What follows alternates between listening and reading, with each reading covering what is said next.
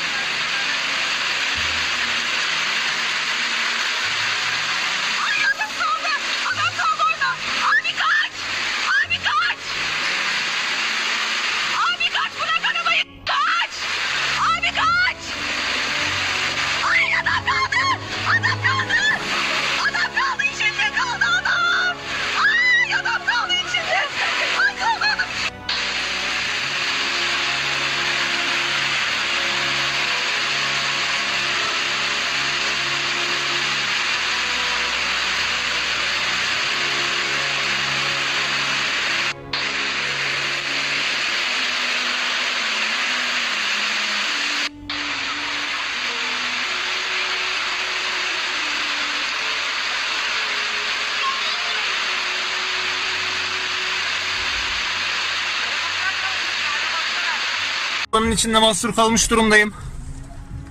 Sel aldı götürüyor. Bütün Bozkurt gidiyor. Hatta girişini de geçti. Marketlerin falan girişini geçti. Neredeyse 2 kat yükseklikteyiz. Ve arabalar sürüklenmeye devam ediyor. Meydana doğru gidiyoruz şu an.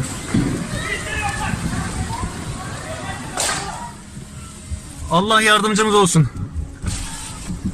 Ve arabalar hep bu durumda. Yığılmış durumda. İnşallah camlar falan kırılmaz. Su girmez içeriye.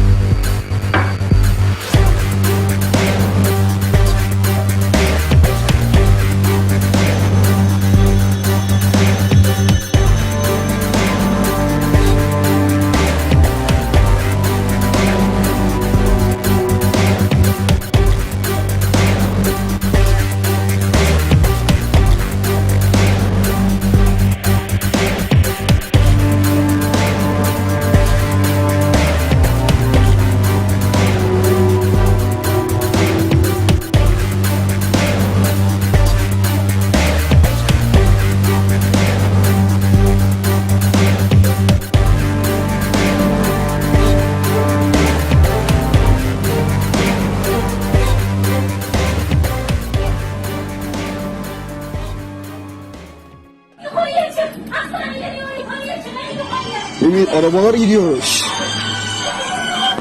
Alo. Araba içeri giriyor. Çarpabilir mi ya? Baba arabalar gidiyor burada kapının önüne. Just do it! Yes, you can! Just do it!